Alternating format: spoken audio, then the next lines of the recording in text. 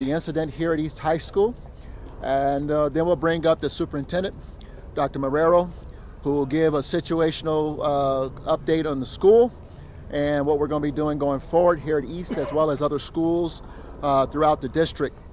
There will be an orderly timed release of students in just a few moments out of East High School, but we want to also give you an update that what we do know today is that a male student who was under certain agreement to be patted down each day here at East High School, shot and injured 2 staff members at East. What we know about them right now is that they're both, one's in surgery right now, the other one is stable and able to talk and to give statements in terms of what happened. We know that one other student unrelated to the shooting was transported because of an allergic reaction and a visceral reaction to the tension of the moment. Nothing trumps the safety of our young people in this building and the faculty and staff. And we feel for them right now. This should never, as a parent, I can tell you, never be a concern of a parent, whether or not their kids are safe in their building. And so Chief Thomas and Dr. Marrero and DPS Board of Education and I are committed to making sure we do everything we can to keep our young people and the faculty and staff of these buildings. Over now to Chief Ron Thomas to give a situational report and give you more details on what happened today, and then we'll have our superintendent, Dr. Marrero, share as well. Chief? Thank you, Mayor. Good morning, everyone. So what I can share at this point in time is that at approximately 9:50 this morning, a call was aired of a shooting here at East High School. Officers and medical professionals from Denver Health Medical arrived on scene very, very quickly and discovered 2 adult males that had suffered gunshot wounds. Those 2 individuals were transported emergent to Denver Health Medical. One is currently in serious but stable condition. The other is currently in surgery, listed in critical condition. What I can share as it relates to the incident that caused those 2 injuries is there was a student, as was alluded to, and as part of a safety plan, they were undergoing a search. During that search, obviously a weapon was retrieved, a handgun was retrieved, and several shots were fired, striking those 2 individuals. That individual then fled the school, but we do know who that individual is, and a search is underway to try to locate that particular individual. At this time, I'll turn it over to Dr. Marrero from Denver Public Schools, who will talk about the school's response. Thank you, Chief, and thank you, Mayor. Deeply sorry that we're here. I really feel strongly that we shouldn't be here, but here we are. My prayers to the East community and, of course, our 2 staff members who are in the hospital at the moment. In terms of what we're doing at East, Mayor Hancock and Chief Thomas just explained in terms of what happened. I don't want to reiterate the happenings of earlier today. We will have an organized release. The communications should be going out to the parents right now. But also tomorrow and the next day, meaning the remainder of the week, East will not be in session. In terms of what we can expect at East from here until the end of the school year, in collaboration with Chief Thomas and support of our mayor, also communicated this to the Board of Education, that we will have 2 armed officers here at East until the end of the school year. We're looking forward to expanding that conversation to see how we can reestablish a relationship with presence at our schools, in particular our high schools. In terms of the Board of Education, I believe that they're going to make themselves available tomorrow in lieu of our board meeting. That would be an opportune time to have a conversation in terms of what safety looks like in our schools from here on out. En breve, en español, lo que pasó está el día de hoy, no sé si fue por la mañana, un estudiante que nosotros recibimos en enero de otro distrito, llegó armado, 2 oficiales o personal de la escuela. All right, they are just entering into a Spanish portion right here. Just to reiterate, 2 faculty members have been shot. One is in critical condition right now and being treated at a local hospital right there. Some of you are going to see a quick 2-minute break as we will wait question and answer as the mayor is on scene there. We just heard him speak, and now hearing from more school officials on this situation of the suspect there that was was a student. So we will continue to listen in here on Live Now from Fox. A las 4:30, la Junta de Educación está disponible para contestar o explicar el plan sobre la policía. Muchas gracias. Let me just say two things. One is a related situation. Paramedics were in the building when the shooting occurred, and they were able to immediately begin to administer support and treatment to the individuals who were wounded, and that I think will play a huge role in their ultimate recovery from this. And again, we'll keep them in our prayers, but we want to thank our first responders, our EMTs, our firefighters, and certainly our police department who were on the scene within minutes of this incident occurring. And then finally, before we go to question and answer, to the parents, I want to share with you that I've had a chance to talk to a couple of them who are here, obviously. They're frustrated and they're angry, as they should be. And again, those of us who are parents and have young people in this building, we certainly understand their frustration and their pain. The faculty and staff are concerned. We must continue to work on addressing safety in our school buildings and in our city in general, and we will. We have never stopped with that. The police department have been working to have a presence outside of this building for quite some time. I think it's clear now that we need to do even more interdiction with our police officers inside the buildings in these type of situations. So right now, those are the circumstances we know with regards to the condition of the victims. We are looking for the suspect. We will find that suspect, and we will hold that suspect accountable for his actions this morning in placing everyone in danger and certainly wounding the two staff members who were doing their job and trying to keep everyone safe at the time. So we'll open up for question and answer. Please ask directly who you're talking to so we can get them to the mic. Yes, sir. For Chief Thomas. Chief Thomas, could you please... We have brief time because we want to make sure we get this order released. Go ahead. Okay. Chief Thomas, can you please give us more details? You said the suspect was being patted down when the shooting happened. Did the person grab their gun, or walk us more through that if you can, sir? Well, a lot of those details will be... So a lot of those details will be available to us after a more in-depth investigation, but what I can share with you is this particular student actually had a safety plan that was in place where they were to be searched at the beginning of the school day every day. They had been searched previously to today and had never had a weapon on them before. However, today, during that search which took place away from other students, away from other school staff, they did produce that weapon and fire shots.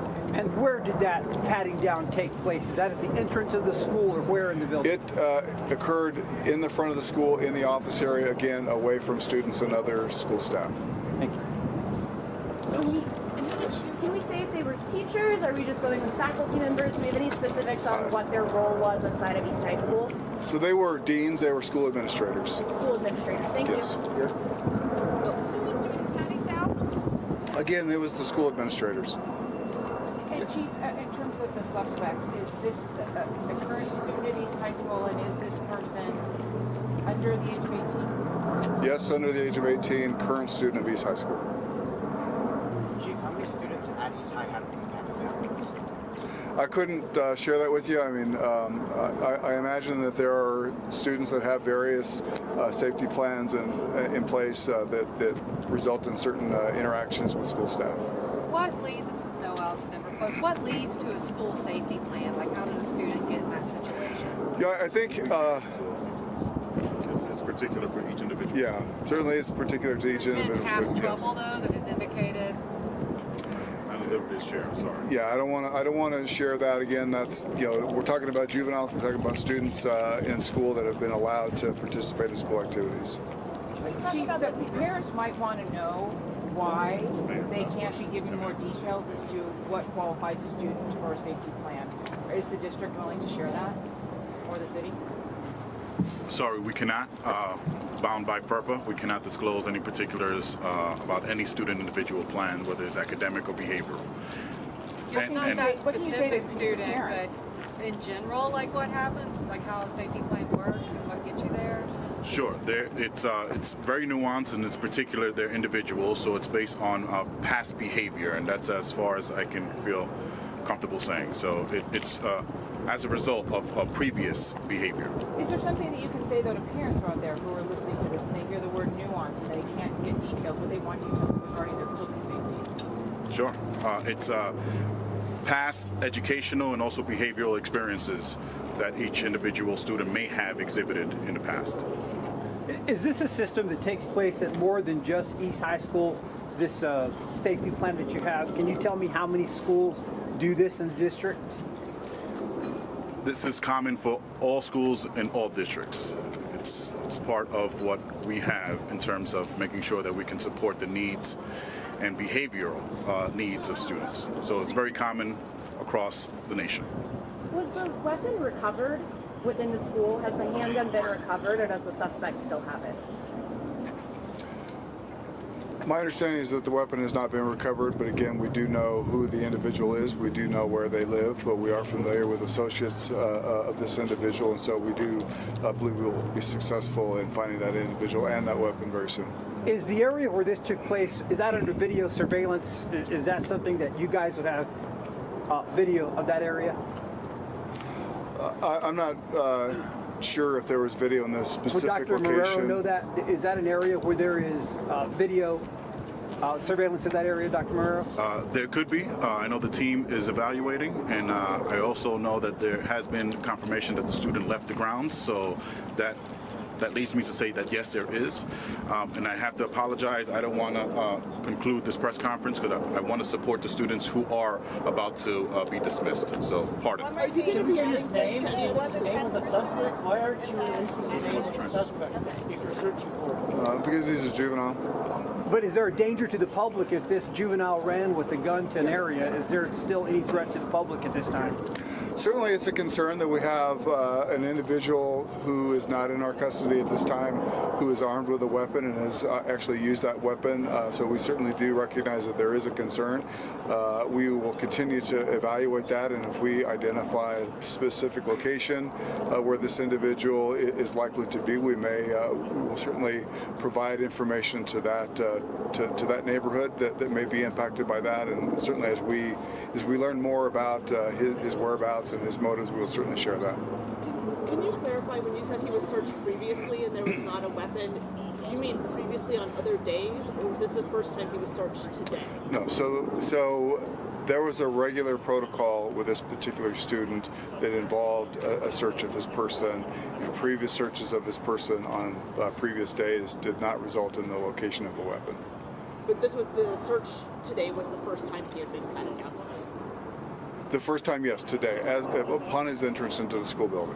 Can you talk about what happened when after he fired the weapon? Did he just run away and no one grabbed him, or is that what happened right after that? Well, again, so he was secluded.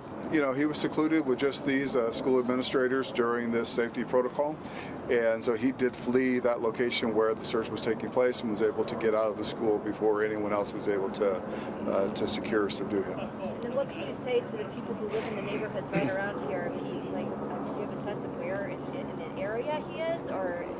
We don't have any sense of where he is. We do know, again, where he lives, and we are executing a search warrant at that location to see if we can identify evidence. We are identifying associates of this particular individual to identify where he may go from here. Okay, and how old is he? Again, he's a juvenile. Were there paramedics already in the building? Mayor, is that what you were saying, that there were already paramedics here? Were they here for a career day, or what? Why were they? No, they were here for an unrelated medical response, and I think it was related to the young lady who was already sick when they came. Is that the person having the allergic reaction? Yes, yes. Two people the two people were shot, and then there was a third student who was already being treated. She was being treated in the building at the time. Paramedics were responding to her, and this came in my conversation. I went to the hospital once this happened to be there when the victims came in, and so I had a chance to speak to the paramedics. They were already in the building, and so they were able to immediately administer support and treatment to those who had been wounded, and begin the process of calling in additional support. So that hopefully will help in their recovery. Okay. Chief, is the pat down something that a school resource officer would under, if they still existed in the schools, would have been doing rather than the deans? Not necessarily, no. So, You know, I think that we don't want to have negative interactions with students and officers. So no, I don't think that it would have been appropriate for officers to have done that type of activity. What would you say to the East High School community about safety?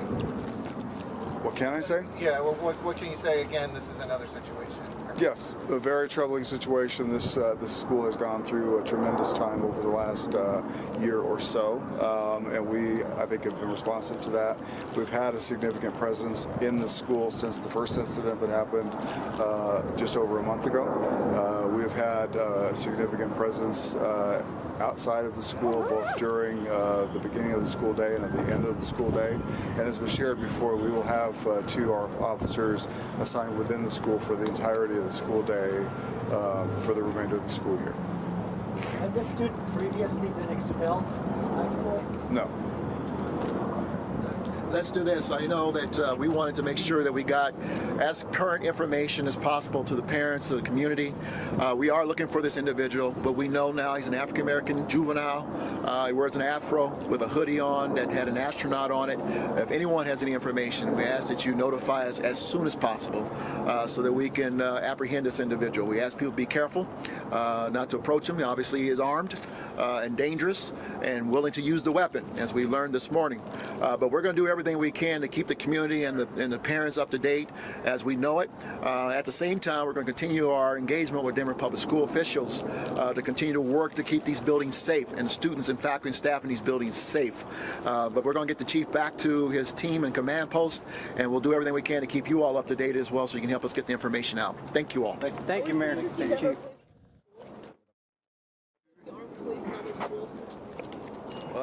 As appropriate, yes.